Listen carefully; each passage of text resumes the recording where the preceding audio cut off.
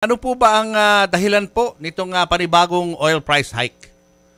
Yun nga po na makakaranas na naman po tayo ng pagtaas simula bukas ng umaga.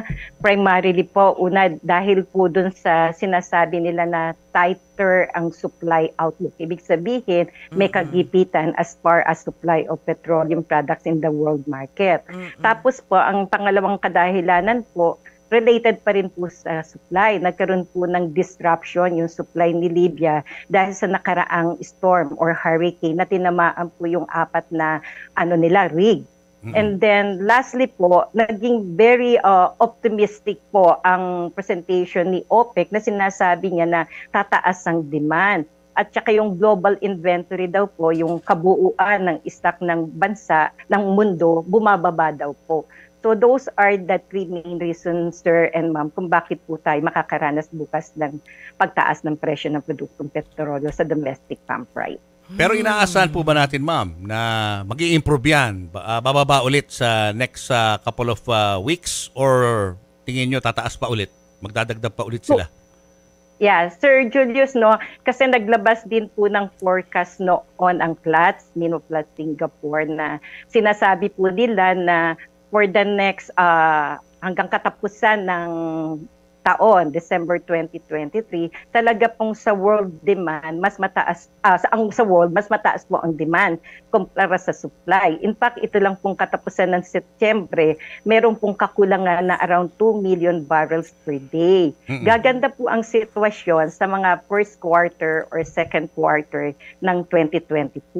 Although may mga limiting factors po, kasi kung mapapansin po natin, sa linggo lang po, taas-baba po talaga ang presyo kasi depende po kung ano yung mas mangingibabaw na kadahilanan. Ang isa po sa mga limiting factors na sinasabi natin na para humatak pababa, yung pong prospect na may additional supply na manggagaling po sa Venezuela kasi sa Iran kasi nais po yung sanctions sa kanila.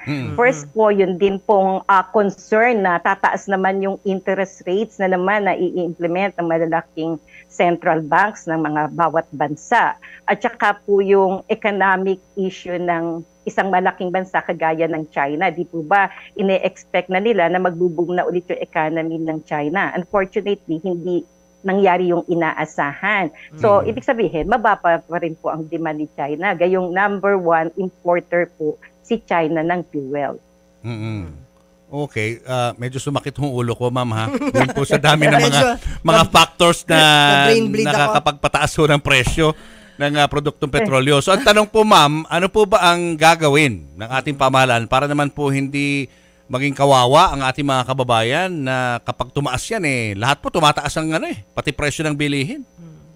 Opo. Sa gayon po, as part ng ginagawa ng gobyerno, kabilang po ang Department of Energy, kagaya po sa DOTR, di po ba, nag-implement na po sila ng fuel subsidy program, ayuda para sa ating mga motorista po.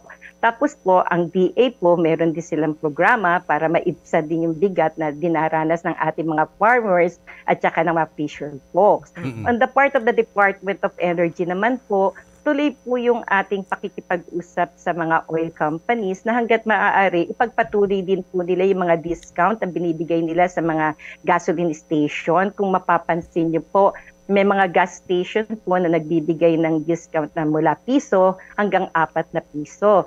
Bukod pa po ito sa iba pa pong corporate social responsibility programs na ini-implement po ng iba't ibang oil company.